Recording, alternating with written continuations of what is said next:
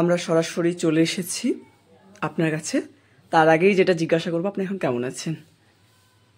ভালো, মোটামুটি। তবে যেহেতু গোটা ভারতবর্ষ তথা পশ্চিমবঙ্গের মানুষ ভালো নাই, সেই বিচারে আমিও ভালো নাই, তবে এমনি শারীরিকভাবে ঠিক আছে।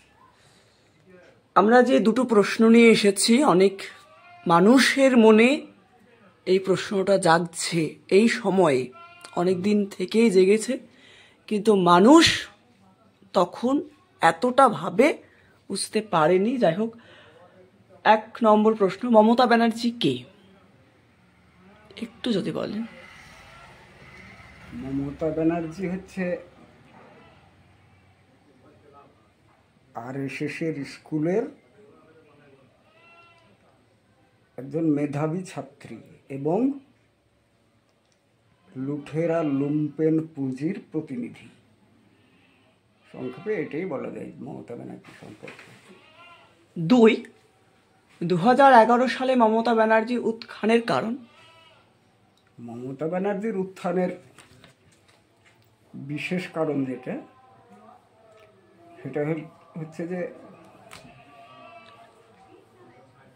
গোটা বিশ্ব যারা লুণ্ঠন করে, যাদেরকে আমরা আমাদের ভাষায় সাম্রাজ্যবাদী শক্তি বলি, সেই সাম্রাজ্যবাদী শক্তি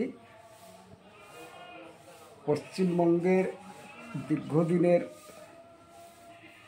বাম রাজনীতির উত্থানকে দেখে প্রচণ্ড আতঙ্কিত হয়েছিল।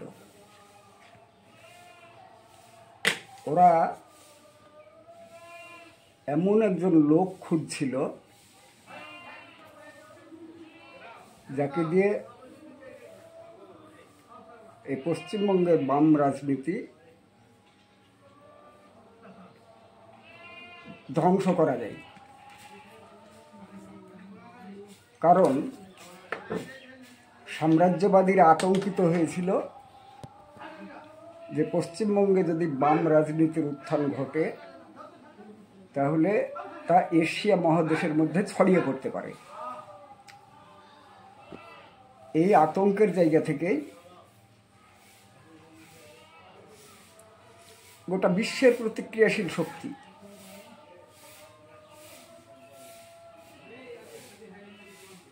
মমতা ব্যানার্জির মতন একজন লোক, যিনি RSS-এর স্কুলের একজন প্রচণ্ড মেধাবী ছাত্রী এবং লুঠেরা লুম্পেন পুঁজির প্রতিনিধি এবং ধ্বংসাত্মক কার্যকলাপে যার ভূমিকা দীর্ঘদিনের, এইরকম একজন লোকই খুঁজছিল সাম্রাজ্যবাদী শক্তি। ফলে বিগত বামপন্থীদের যে লড়াই সংগ্রাম এবং এখানে 34 বছরের যে সরকার পরিচালনা, সেই সরকার পরিচালনার ক্ষেত্রে একদম গ্রাম থেকে শহর পর্যন্ত জোরদার জমিদার এবং লুম্পেন শ্রেণী যারা বামফ্রন্টের সংগ্রামের মধ্য দিয়ে গর্তে ঢুকে গিয়েছিল, তারা মমতা ব্যানার্জিকে সামনে পেয়ে গর্ত থেকে বাহির হওয়ার একটা প্রয়াস পেয়েছিল। কারণ 2011 সালে যেটা ঘটেছিল সেটা একটা শ্রেণী সংগ্রাম। এই শ্রেণী সংগ্রামের মধ্য দিয়ে জোরদার জমিদার লুম্পেন পুঁজির যারা মালিক,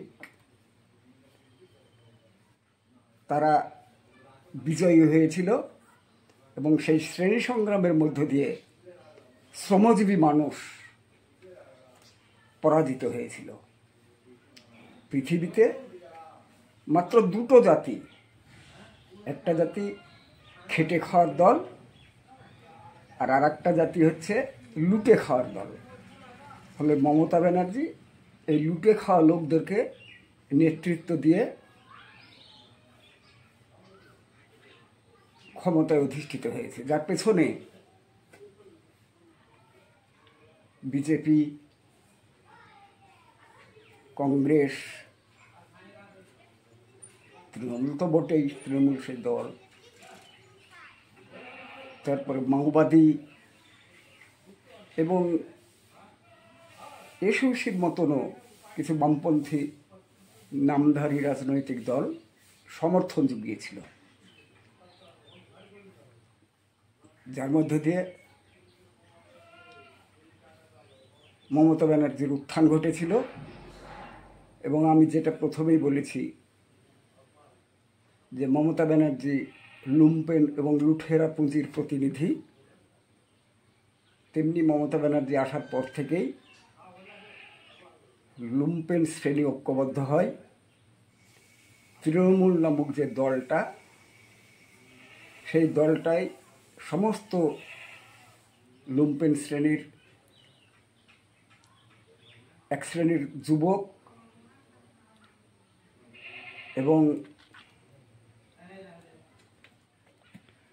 লুটেরা পুঁজির লোকেরা ওই দলটিকে প্ল্যাটফর্ম হিসেবে ব্যবহার করে। ফলে মানুষ যতই আশা ভরসা নিয়ে তৃণমূলকে ক্ষমতায় নিয়ে আসুক, তৃণমূল দলটা চোরেদের একটা প্ল্যাটফর্ম হিসেবে প্রতিষ্ঠিত হয়। এবং পরবর্তীতে বাংলার মানুষ দেখছেন যে কয়লা চুরি থেকে আরম্ভ করে, রেশন চুরি থেকে আরম্ভ করে, গরু চুরি থেকে আরম্ভ করে, বালি চুরি থেকে আরম্ভ করে, চাকরি চুরি পর্যন্ত মানে একটা ধ্বংসাত্মক লুণ্ঠন প্রক্রিয়া চালিয়ে গেছে। এবং এখন পর্যন্ত শিক্ষা ব্যবস্থাকে কিভাবে ধ্বংস করেছে সেটা কল্পনাতীত। আমরা ভাবিনি আমাদের এই 72 বছর বয়সে। শিক্ষা ব্যবস্থা কেন্দ্রীয় সরকার যে নীতি গ্রহণ করেছে সেই নীতিকে বাস্তবায়িত করে এবং তার সাথে আরও যেগুলো সংযোজন প্রয়োজন সেটা করে, ওটা শিক্ষা যেহেতু জাতির মেরুদণ্ড, একটা জাতি গড়ে ওঠে শিক্ষাকে নির্ভর করে, সেহেতু সাম্রাজ্যবাদী শক্তির, অর্থাৎ যারা গোটা বিশ্বটাকে লুণ্ঠন করে খায়, প্রত্যেকটা দেশে দেশে যারা লুণ্ঠন করে সেই সমাজটাকে ধ্বংস করে, সেই লুঠেরাদের বাহিনীর নেতৃত্বে গোটা শিক্ষা ব্যবস্থাটাকেও ধ্বংস করা হয়। এবং এখনো পর্যন্ত 8,500 স্কুল যেমন উঠে গিয়েছে, তেমনি পাশাপাশি 12,000 মদের দোকান তৈরি হয়েছে। এই তো মমতা ব্যানার্জির রাজনীতি। পাশাপাশি গোটা পশ্চিমবঙ্গের মানুষকে লক্ষ্মীর ভাণ্ডারের নামে যে জায়গায় নিয়ে গিয়েছে সেটা হচ্ছে প্রত্যেকটা পরিবারে প্রত্যেক সদস্যের মাথায় এখন যে ঋণের বোঝা, তার পরিমাণ 8.5 লক্ষ কোটি টাকা। মমতা ব্যানার্জি এই সময়কালের মধ্যে 8.5 লক্ষ কোটি টাকা ঋণ করেছে, যা ভারতবর্ষ স্বাধীন হওয়ার পর থেকে এত ঋণ সম্ভব হয়নি একটা অঙ্গরাজ্যে।